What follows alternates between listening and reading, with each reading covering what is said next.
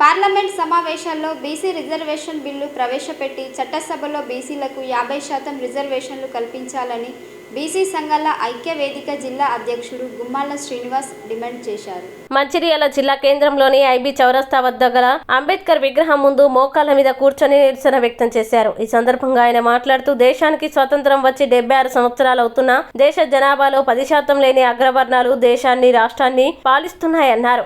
దేశ జనాభాలో 60% ఉన్న బీసీలు అగ్రవర్ణాల చేతిలో పాలింపబడుతున్నారన్నారు. బీసీ రిజర్వేషన్ బిల్లుకి 9 రాష్ట్ర ప్రభుత్వాలు అసెంబ్లీ తీర్మానం చేసి కేంద్ర ప్రభుత్వానికి పంపిన బిల్లులు పెట్టకపోవడం బీసీల పట్ల నిర్లక్ష్య వైఖరిగా భావిస్తున్నామని చెప్పారు. ఇప్పటికైనా బీసీలకు రావాల్సిన ప్రజాస్వామ్య వాటా ఇవ్వాలని డిమాండ్ చేస్తున్నామన్నారు. తెలంగాణ రాష్ట్ర ప్రభుత్వం ఎన్నికల మేనిఫెస్టోలో పెట్టిన విధంగా బీసీ డిక్లరేషన్ ప్రకటించి జనాభా ప్రాతిపదికన 1,00,000 కోట్ల రూపాయల బడ్జెట్ నిధులు విడుదల చేయాలని డిమాండ్ చేశారు. బీసీ కార్పొరేషన్ ఏర్పాటు చేసి చైర్మన్లా నియమించాలని అన్నారు. లేకుంటే ఉద్యమాలు ఆందోళనలు తీవ్రతరం చేస్తామని హెచ్చరించారు. ఈ కార్యక్రమంలో బీసీ సంఘాల నాయకులు పాల్గొన్నారు. రాష్ట్ర ప్రభుత్వం బీసీల న్యాయమైన డిమాండ్లు పరిష్కరించాలని చెప్పి డిమాండ్ చేస్తూ జాతీయ హక్కుల పోరాట సమితి ఆధ్వర్యంలో ఈరోజు మోకాలపై నిల్చొని నిరసన వ్యక్తం చేస్తూ ఉన్నాం.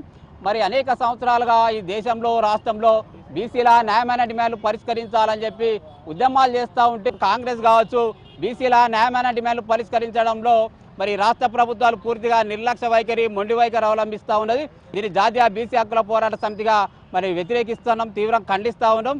మరి మన డిమాండ్స్ నామినేటెడ్ పదవుల్లో బీసీలకు 50% రిజర్వేషన్లు కల్పించి చట్టం చేయాలని చెప్పి, బీసీ ఫెడరేషన్లకు పాలక మండళ్ళు ఏర్పాటు చేసి నిధులు విడుదల చేయాలని చెప్పి, బీసీ కార్పొరేషన్కు చైర్మన్ నియమించాలని చెప్పి, కొత్తగా ఏర్పాటు చేసిన కార్పొరేషన్లకు చట్టబద్ధత కల్పిస్తూ ఒక్కొక్క కార్పొరేషన్కు 2,000 కోట్ల నిధులు విడుదల చేయాలని చెప్పి, 1,00,000 కోట్లతో బీసీ సప్లాన్ ఏర్పాటు చేయాలని చెప్పి, ప్రభుత్వ టెండర్లలో 50% రిజర్వేషన్లు కల్పించాలని చెప్పి, రాష్ట్ర ప్రభుత్వ ఉద్యోగాల్లో 50% రిజర్వేషన్లు కల్పించాలని చెప్పి, జనాభా ప్రాతిపదికన బడ్జెట్ కేటాయించాలని చెప్పి, అత్యాచార నిరోధక చట్టం బీసీలకు సైతం వర్తింపజేయాలని చెప్పి ఈ అనేక డిమాండ్ల మీద ఈ రాష్ట్రంలో మరి ఉద్యమాలు నడుస్తూ ఉంటే మరి కాంగ్రెస్ పార్టీ ఎన్నికల ప్రచారంలో భాగంగా మేము అధికారంలోకి వస్తే మరి బీసీల డిమాండ్లు పరిష్కరిస్తామని చెప్పి హామీ ఇచ్చింది.